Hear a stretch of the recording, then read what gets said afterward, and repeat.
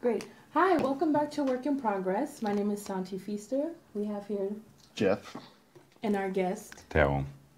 Today we're going to be speaking about a mixture of things happening in Iceland.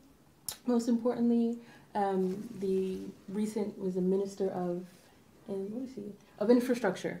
Some of his recent comments and how they've been taken, how they've been received by Icelandic society.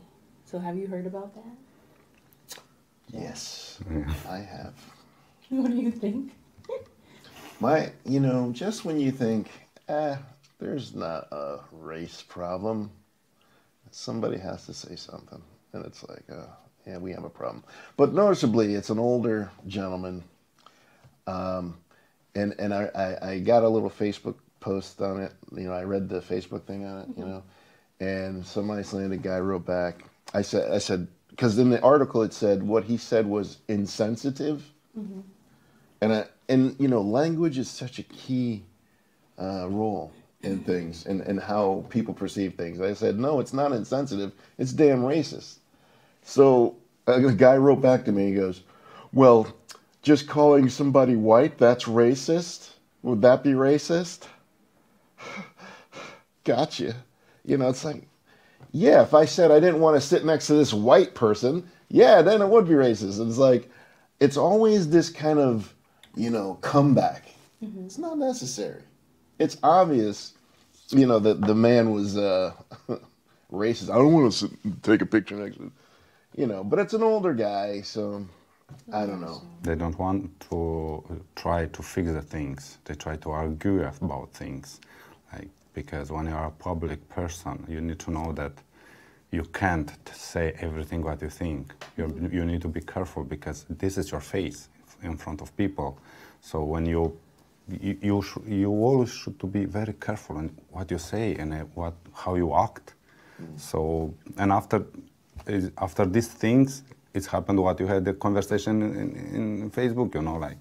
Why no people are good? No, it's not racism, but when you are a public person, you need to be very careful in everything what you say, and you need to prepare. So, correct person in a correct place, wrong person in a wrong place. So this has happened every time when someone is not in the right place. Mm-hmm. I think what's missing in him making the statement, what everybody misses, because I think anytime you talk about race, white people get nervous that they're going to be called that.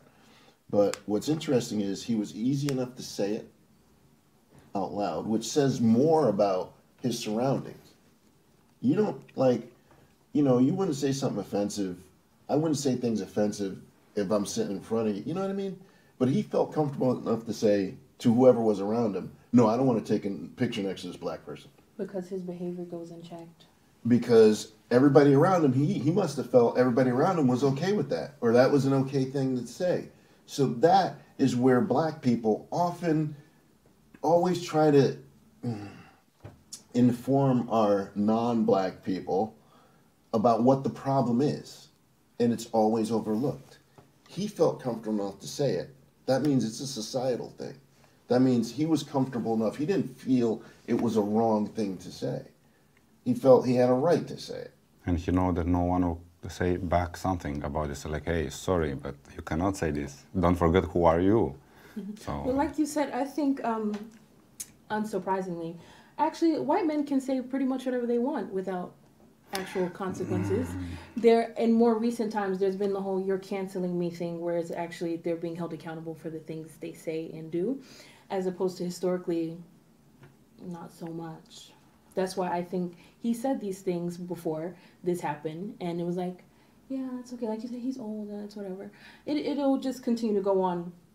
But someone is condoning this, and like you said, I think it's also a part of language. Who was to decide that was just insensitive? I think you're belittling that woman's experience.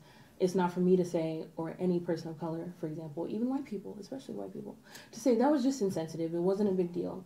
That's not our choice to make. And I also don't, I read that she responded, oh, we talked and it's okay and everything's good. I hate that. I'm sorry, I really hate that, because it seems like whenever a slight, even, you could kill a black person's kid, and it's always on us to be forgiving and to take the higher road. Like we're not human. It's like we have human responses like everybody else. We're human. Yeah. And it's never afforded to us to have those feelings.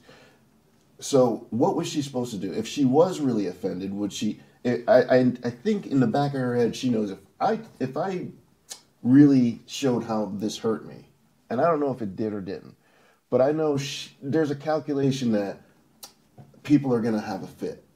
People are going to say, "Oh, you're being too sensitive. Oh, this is the problem with you people." You know, those calculations go on in every black person's head about what our response should be in the face of being talked down upon, overlooked, whatever it is, whatever kind of insult it is.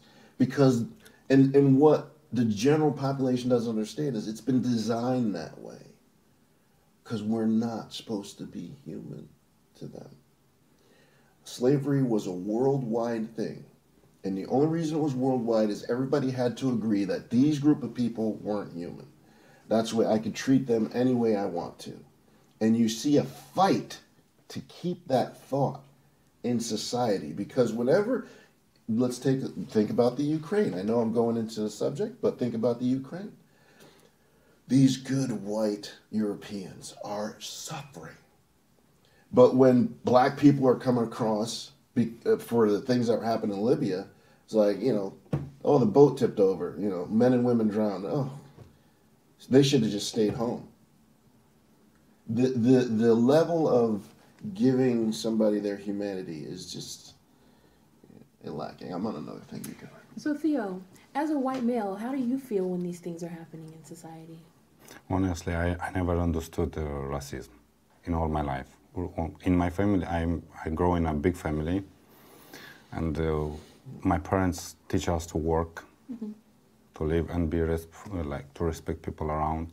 And for me, I'm really surprised these things because I read Bible, and you know, I didn't find that God, when will judge us, he will have two lines or three or four, like for black, for white, and everyone. We will be in the same line, everyone. So I really don't understand this kind of people, like this is black, this is white, this is yellow. Why?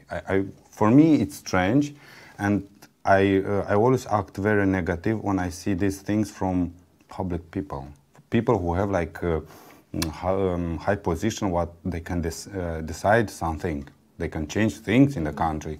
So I will not sit or I will not take a picture because it's a black. This show you your level of intelligence, I think, because an intelligent person knows that the color doesn't matter.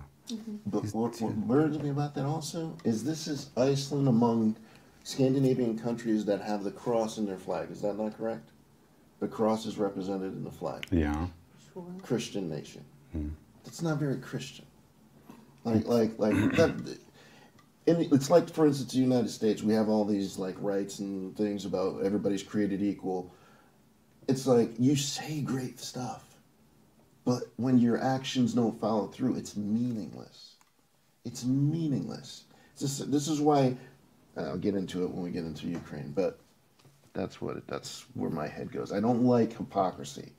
It's a nation with a cross on its flag, and you pretty much crap on it when you allow stuff like this. It means nothing. But I have, I guess, a question to both of you and the public. It's a nation with a cross in its flag, but so, for example, the woman that the minister made this comment about is adopted from Indonesia, I believe. A lot of Icelandic people can adopt children from basically, I guess it's considered underdeveloped countries, or third world is a very popular term that I don't like. And so I wonder, I feel like could part of it be a white savior complex? Because Whoa. I haven't seen any white children adopted from, I'm gonna say, that I've met here in Iceland that were adopted from other countries. I haven't met them yet. It's not to say it's impossible, but I've heard many stories of children of color that have been adopted. They've grown up in Iceland. They are Icelandic, but they're still treated as inferior in Icelandic society. Okay. I was going to give him credit and say I don't know if that's totally the case. I know that my kids, who are mixed and obviously of two different ethnicities, often get questioned about where they're from, often get questioned about is their father here, and you often have to feel kind of weird explaining it because they were born here. Well, my son was born in the States, but he came here when he was like barely one, and my daughter was born here. They don't know anything else, and for them to have to be in a place that has fed their minds, is in their soul and blood, to be questioned. What do you think about it? What do you think about that? No, it's for me it's very strange when people when they meet someone they start to give you so many questions about. If you look in it this way, it looks like they want to know that like what caste you are. So I don't understand this. Like they ask you like where are you from now, where are you from now? So they want to know where you are, what is your level. So this is of course it's not correct, but especially if it's a black person, so they want to know this from where, like if your father is here. Actually, it's not your business, so that your father is here or not, because if I met you, I want to know you as a personality. Like I want to know, let's say, your intelligence. I talk with you about everything. So in the end, I will make like I will think like, oh, it's like that, like that. So I have like in my mind a plan about you, but not about your mother, father, or where are you from, because you are from here or you are from, I don't know, some country in Europe or in Asia or in Africa. It depends what kind of person is in front of you in the end. So yeah, for me, I never thought this will happen in Iceland, honestly. And because when you sent me the news, I was like, it's gonna happen this here? No, because I think Iceland is a really open-minded country, and when this is happening so high level, it's a minister, you know. This is not someone on the street said, I don't like you because you are black. No, it's someone. What's sad about it is, this guy is I don't know if he has a family or not. I didn't really look into him because I don't really care, but maybe he has a family, grandkids, and those attitudes those kids absorb, those kids pick up on. Kids are very, very, they're like sponges. So a lot of kids I see in Iceland are they know before they can even speak who is acceptable and who's not. You know, we work in the same place, and I remember that a person crossed the room to go talk to you about something that I was sitting right there. Remember? And I said, why did they go over and talk to you? I'm sitting right, like, it would have been shorter for them to just come to me, and I'm obviously there for that specific job. And that has happened more than once. And, you know, I always try to give people the benefit of the doubt, but at the same time, it's like some things are just blatantly obvious. But yeah, I stop them. I always say, like, guys, this question is for me. I always do like. Talk to the black guy. It's okay. He won't bite. That's allyship. You redirect them back to the appropriate person, not just the black one. But also that question about fatherhood is definitely a stereotypical racist question that is, I mean it is. Yeah. But what amazes me is that it's hopped countries. Like the fact that because people here in Iceland have asked me that, I'm like, what? Who are you? First of all, I don't ask anyone those questions because I don't need to know anyone that intimately. Like unless I think it's very rude to be like, is your dad still in your life? Yeah. I'm like, who are you to ask anyone that question? Is very weird and very invasive. Especially when I've had a lot of older white people ask me this question. I'm like, I don't know you. Why are you asking about my dad? Wow. Yeah. Really? I'm like, do you want to call both of them? You can if you like, but wow. I don't appreciate the question. Okay, but I think it's very stereotypical. It's rooted in racism, and it seemed to take in the globe. I'm sure through pop culture. You know, it's interesting that is a stereotype, and it's not by design, because in the early part of early history of the United States, black family was really tight in churches and building up communities and stuff, but that stuff was all destroyed. That stuff, whenever black people came up in the United States at least and started doing well, racist people hated the fact, and it also it trashed their narrative that they're worthless. When black people created Black Wall Street, they were doing better than a lot of white towns around them, because black people have shown resilience in the face of terror, okay? Let's just call it what it is. You know, you look at stuff that happens in Ukraine now, bodies in the street.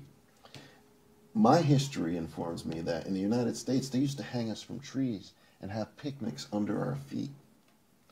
They used to burn young black kids and chop pieces off for souvenirs. That is the barbarity that's within human beings. But when we relate it on race, that's been for our history. We don't have to look far. You know, the 60s wasn't that long ago. I was born in 69. That's when all these assassinations and civil rights, that's not a long time ago. I'm still alive. My parents can tell me things that today would seem insane to me. Oh, you can't sit there because you're black. You can't go in that door. You can't use that bathroom. You can't drink from that. You have to sit here. That's not that long ago. So, you know, I mean that to say that these attitudes and what this man represents is disappointing for me. And it's deadly disappointing for my kids. My kids are Icelandic, you know? And this guy's up in a high position. And they're talking about if he should resign, get his ass out. Take him out. Show what you are. Show where your values are. Because I tell you one thing. If you don't, you're sending a message. He was just being insensitive. And you're covering that. And when you keep doing that, you end up like we did in the States with someone like Trump, who ends up just calling groups of people race, you know, Mexicans are rapists and they're coming across the border. This is where that stuff leads. You don't nip that stuff in the bud, it's a cancer that grows, in my opinion. It'll tend to repeat itself. In my opinion. Because he's not the only one. I'm sorry, he's not the only one. No, I think it'll tend to repeat itself, just like we're seeing, unfortunately, in the Ukraine with what's happening right now. Was the town of Bucha? Is it Bucha? Yeah, now we, unfortunately, from yesterday to today, we can talk about many other places. Mm-hmm. So it's Bucha, it's Kramatorsk, it's Mariupol, it's Borodensk. So this is more city where they start to find like bodies mm-hmm. everywhere, mm-hmm. people, and in Bucha they found like a hole. And it was like 60 people, and they just covered them. Mm-hmm. Yeah, and now they, they tried now to find how they kill them, mm-hmm. because it's not only about they shoot them, but it's. I was thinking about all these things today and last week, and when Putin says that this is not a war, he says it true. Mm-hmm. This is not a war. Mm-hmm. No, this is a special operation to kill, destroy, and steal some territory from Ukraine. This is because this is not a war. This is, if you, I heard this conversation between two soldiers in the phone, and he said like, oh, you know, one guy was on the bike and I just shoot him. In the war, you are not doing this. Mm-hmm. You are not killing people on the street. I'm gonna interject because the same thing happened when the United States went into Iraq. Because when war, you're not fighting for a cause. You're fighting for, and I speak on a little bit of knowledge since, you know, I was enlisted, I went through boot camp, and I know how you're trained and how you view things, how you view the world, and how you're supposed to view the world. And it's not about whatever they send you to do. This is who I'm concerned about, okay? Now, somebody hurts her, all bets are off. I don't give a damn. Rules be damned. Okay? Because she covers me, I cover her. And these Russian soldiers, they're not above being human. And when Ukraine started taking territory back and humiliating them, and all the news, like stupid propagandists that they are, you know, Ukraine is making, you know, what's up with the Russians, blah, blah, blah. I'm sure some of that filters back to them. So that's revenge. You see dead bodies in the street. You see civilians killed. You see women raped. Same thing happened in Iraq. Same thing happened in Vietnam. When war begins, who's surprised? All bets are off. This is an ugly thing. And no one is stopping this. And Absolutely. nobody's stopping it. But there's money to be made, but somebody's making money. Of course. It's always that way. Who's gonna make money when they have to rebuild? Yeah, that's the question, because now they are talking about 500 billions. But Who gives a crap about the money? You got people. Yes, this is just the beginning of the war. Let's say, because it's just 46 days, and they already talk about this, because Russian is not only killing, like Russian army, they are killing not only people, they destroyed infrastructure, but completely. There is like, after them, you can't fix something. You just need to rebuild everything again, yeah, like that city new. is leveled. It's like there's no. When the United States went into Iraq, one of the things was not to bomb infrastructure because you're going to need it afterwards. Yeah, It's a smart thing to do. So what is Putin doing, leveling the place? It's very easy in this way, because you understand, if he is doing this, actually he don't want that territory. Because why you should to destroy a city like completely, and after to take for you? But you'll need to rebuild everything. You'll spend not big money but huge money. Yeah. And the Russian economy now, it's turned 30 years ago, because everything goes down. People, they are paying now for everything double. But they still support government, because the histories teach us when a country start a war. In the beginning of war, people are support the government, like, oh yes, we are together. But in the end, when start this to go more, and no money and problems, of course, people. And in Russian, they have now. I saw in the news that around 300 people. We are talking about high level of intelligence of country. They are out of the country. They leave Russian. This is really bad, because all countries, they need. Of course. This. And so what Russian is doing, as I say before, and I will say now, they will destroy completely Ukraine, but Donbass, they will never turn back. So they will take some, for sure they will take some part of Ukraine, they will not give them back, but in the rest, they will just destroy. This was a part of the conspiracy that I heard a lot of talk shows in the States was this was a plan to decimate Russia. What do you mean? Because they are spending so much, okay, that it's going to be hard for them to recover, if not impossible. They continue. So the whole NATO expansion BS was a determination by some, in some people's opinions, to draw Russia into the conflict. Because before the war, there were negotiations about, okay, Ukraine just remain neutral, and give the Russians that little piece. But the push to continue for them to join NATO was a humiliation in a way to someone like Putin, to draw him into a war that now he's sucked into, that is sucking everything out of Russia, sucking all a lot. Yes, it's a lot of money there. It's like another way, like they collapsed the USSR basically financially.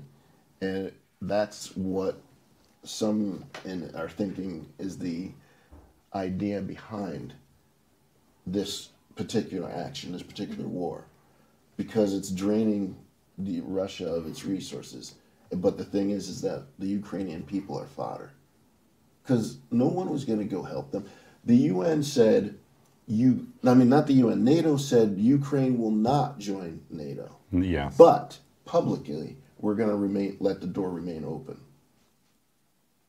Didn't make any sense. But they're saying that was to draw Russia out. Yeah, but in the same time, Ukraine will need around 50 years to recover after this war. Around 50, at least 50 years. We're talking chess on a global scale. Yeah. Chess on a global scale. Since 1960, since JFK tried to get his nuclear deal with Russia to disarm, he tried that in the 60s. They shot him, and it's always been that conflict. You always need that conflict. We're talking about chess on a global scale. And what do you think about like the nuke option? because Ukraine had to give up their nukes a while ago. They gave them to Russia to destroy. And now the question is like, should they have given up their nukes? Mm-hmm. Do we need nukes to deter? Do nuclear weapons deter war?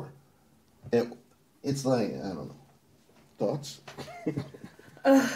Well, I would say nuclear weapons, first of all, if you have them, you intend to use them for something at some point. I wouldn't buy a gun and intend to never use it to protect myself. It's not, you don't need props for that. I would also, I guess, have another question. Why do you think, both of you, why do you think Buka has become such it's really, I guess, in the spotlight now because I think people are seeing it's basically a slaughter that's happening, and many people are really upset, and understandably so, because there are lots of children being murdered, and that's becoming more public, and now people are saying, well, what's happening? What's the point? I think, okay, now we can say numbers, official numbers, they are talking about 400 people, mm-hmm. But I think everyone is showing Buka now because this is the first city after Russian army. Mm-hmm. This is the, like, Ukraine take this city, this is the first. So of course they show what happened there, mm-hmm. Because so they can show in real, like, look, body on the street, kids, and mm-hmm. So many like videos, because we are in 2022. We have phones, we have internet, we can show everything on live because these things happened in the First and Second War, but in that moment no one had a phone or so. So for this we have a lot of information. But be sure, as more Ukrainian army will take territory back, they will find more and more and more wars and more wars. So this is just a beginning, mm-hmm. Because it's Bucha, it's and you saw this, I think in Kramatorsk, when the bomb killed people on the street, on bus station, mm-hmm. Like 30 people, and kids. I saw kids on the street, like just body, you know. Mm-hmm. So this is just beginning, mm-hmm. Like. Ukrainian army will take more, then will show more. So this is just... And I think the media, I was watching the news here in Iceland, and they were showing bodies as I was trying to eat dinner. And I was like, whoa, I was like, okay, there was a hole in a person. And I think it's, as you said, like there were other wars in Iraq, Afghanistan. We didn't see these things. And as we spoke about before in the media, the portrayal of immigrants or refugees from Ukraine versus Afghanistan, Iraq is like, it's 180. It's on two different sides. So we've been seeing those bodies, and I think in both cases they're sad and they're horrible. This is not no refugee is worse or better than the other. I'm blaming the media because this is what I feel like they want. More audience. More audience. More audience, and of course, I think the spotlight being on the Ukraine, of course, is that they are refugees of a war or really a slaughter. And I think it's unfair that for us, even people who consume the media, people are being portrayed to us differently. Because some people, all they do is watch the news and they're like, the white people are really good and this is sad, like this shouldn't happen to them. But these brown people, these Arabs, these Muslims, they should stay where they're at and try to fix things. This has been said about lots of black and brown people. Stay where you're at and fix things. No one has said to a Ukrainian person, stay there and try to fix things. Unless they are a young male of fighting age. Then they tell them they should stay there and die for their country. Nobody wants to leave their country if they mm-hmm. had a choice. Nobody wants to leave their country if you live and have a normal life. In the United States, there was the whole thing about people coming up through Mexico from South America. The United States screwed so much with the politics in South America that you had dictators that were friendly to the United States, so they overlooked their atrocities. The people finally rose up, overthrew those governments. Then there was all kinds of turmoil. Then they got to leave because now it's a lawless whatever, and they end up coming to the United States because the United States was messing with other people's business, basically. And that happens all around the world and causes refugees. Nobody wants to leave their country, And if they're leaving, the pictures I remember seeing of people coming up from South America through Mexico were with kids. They were sending like 11, 10-year-old, 9-year-old kids by themselves because they're like, you're going to die here. The chances are you're going to get shot. you're gonna get randomly kidnapped or whatever. We gotta, they're looking for some safety, like anybody would. Like anybody would. The United States military did an assessment and said the next problem is global warming. So when places become unlivable, flooded, desert, it's going to move people in different places. So what I think is like, there but for the grace of God go I. Like, who knows what can happen in this world. We take a lot of things for granted. And, if I, for some reason, felt my life or my children's life was in jeopardy and I had to leave, I would hope humanity would embrace that or understand that. But as we see, these little things, humanity hasn't grown. Humanity hasn't grown. We still pick on little things that, like somebody's sexual orientation, somebody's color, somebody's religion. All these things are like, we have such a short lifespan. But these are the things we separate and divide and cause great harm to each other over. Humanity has not grown, is what this shows me. Because like you said, we had the refugees coming from, it wasn't that long ago that we saw that on the news everywhere, right? Refugees coming from Syria and blah, blah, blah. And they were treated so differently. In Ukraine itself, there was a story of all African and students from Ghana, whatever, who were studying Ukraine, trying to leave. And they said, no, go back, fight. It's like, it's not my fight. That's number one. Number two, and then they were asking for their papers. They gave them their papers, and they put them in detention centers. They've been locking brown people up. I think that was happening in Poland, but that's to be expected, in my opinion. And that's another country. It's supposed to be Christian. I mean, I really think people really should pray that there is no God, because if there does come a time of great judgment, you're just making it worse for yourself. It just makes it so clear. And a lot of people talk about this being the end time, blah, blah. Well, you're really following the playbook. You're really following the playbook. I have a question for you. Uh-oh. Why does the savagery of Christianity surprise you? The savagery of Christianity? No. It's the hypocrisy. In history, I know Christian just going into savages. It's like, right? The Europeans came into America, found Native Americans. No, this is what I equate and we're trying Christianity to with, not brown people. I'm sorry. Yeah, but we need to colonization. Is that what you got? That's true. We There's need- a lot. There's Okay. a lot to Well, dissect. let's say like that people actually they don't understand what is mean Christianity, because I don't remember that Jesus says like love only white and black kill or someone How could something you? like You didn't remember that part? something like that. God says that love each other, so He give us love. But so when because I heard this many times when people say, oh, Christianity. I think people in the end they don't understand what is mean really Christianity. No. So let's take out God from here, because for sure God is not there. Because when you take a gun and you go and you kill someone, it doesn't matter if it's a Buddhist or Muslim, you kill a human. You kill someone who God created. So you'll answer for this. You are a criminal. And this, you'll be forever, you'll die, and in front of God, you'll be judged as a criminal. And nothing will help you. It's interesting you said that. I hate to interject, because I remember, I basically washed out of boot camp, but I had a choice to stay. And it was really weird. I was 17 going on 18. 17 going on 18. And I had grown up Roman Catholic and, treat everybody, blah, blah, blah. And I never thought about the implications of that for me as a person. What does that mean for me as a person? But being surrounded by the most advanced military in the world in its capability. And my job, had I stayed, would have been basically pressing buttons to kill people. Okay. That bugged the hell out of me.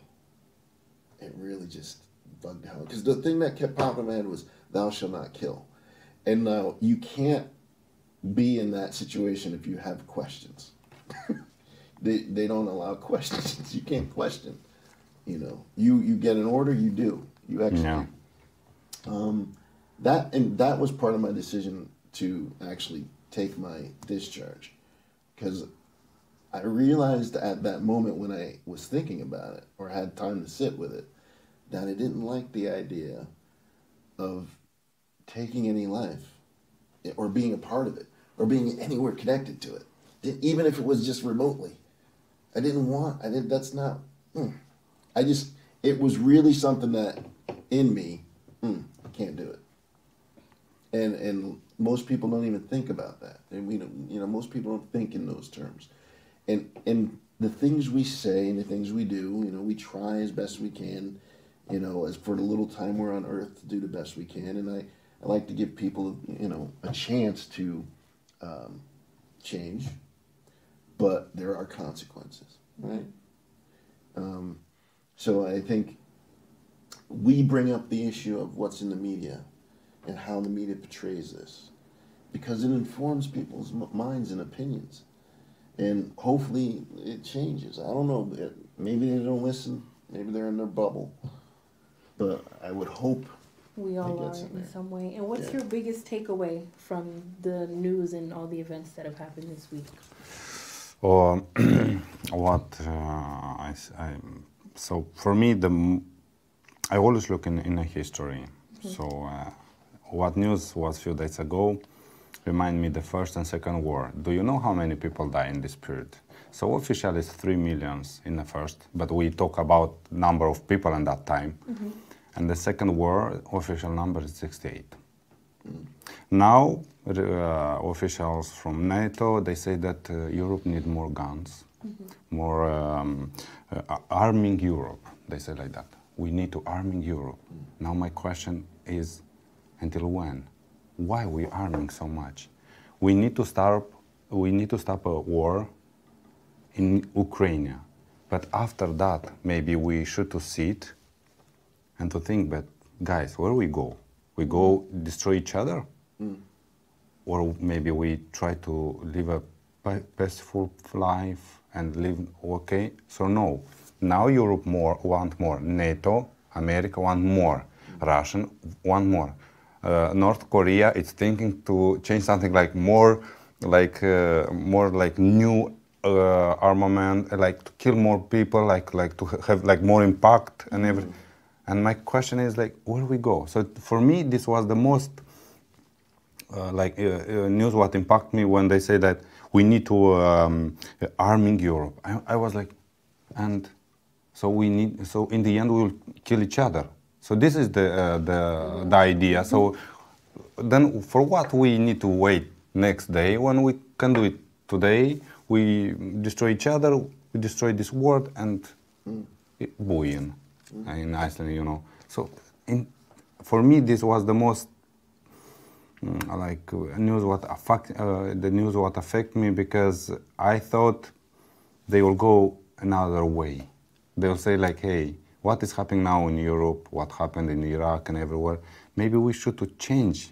We should to find a way to stop this, to kill people, because it's so sad when you see kids, it's awful. This is crime, this is genocide, but they don't want to stop. No, they want more, no, we need more, we need to be powerful. So in the end, where we go? So my question after that news, when I hear, I say and what is after? Where we go in the end? When we will have a bomb atomic every 10 meters, here it's a bomb atomic, here it's a bomb atomic. So this is we go to this way, or maybe we stop.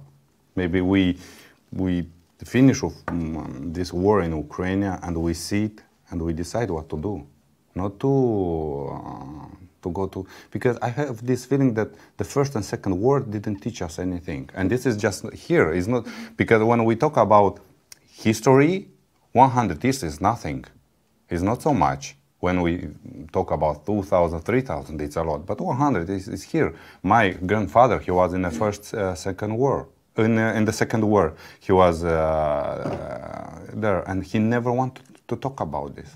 Never. When my sisters, because I was very always wanted to ask him something. He never wanted to say anything about the Second War, because he says that it was the more awful thing in his life.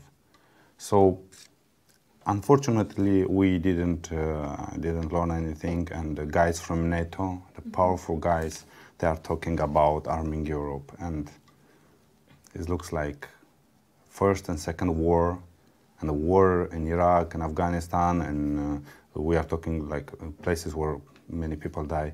In Ukraine, we didn't learn anything from that. We really, no, we are talking about army, we have our guns, and we go to this way more and more. No one talks like about peace. So maybe because, how you say before, it's about money. I think people start to love money so much that we are just slaves of money. No, we aren't. I don't think we are. No, I mean not we, but I mean like. Yeah, I know. Yeah, so. Something you? I would say we need to think about how this is going to affect, I would say mainly everyone, but also the children. I'm thinking about the children that were murdered. If you were a parent who lost multiple or all of your children, a child who lost a sibling, the mental effects of this, I think we have, they could potentially wipe out a generation, which is very scary to think about, and then all the lasting side effects of these things happening. And I think this is not to say if this happens to you, your life is over.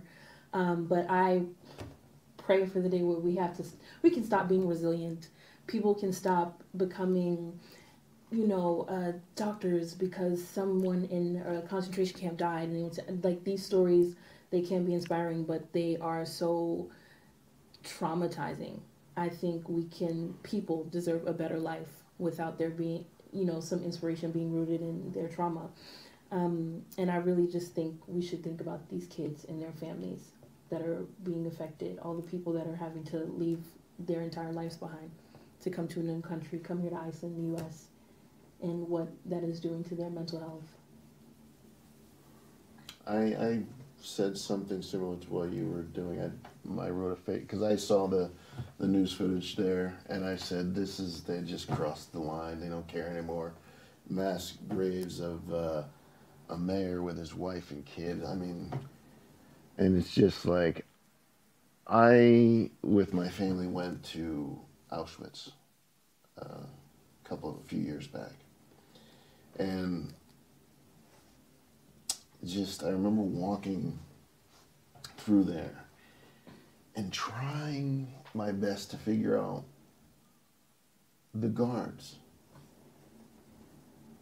women, children, and I saw the shoes and the luggage, and I thought about the countless lives and potential wasted for nothing. And I think about the things that I've learned about slavery and the potential wasted.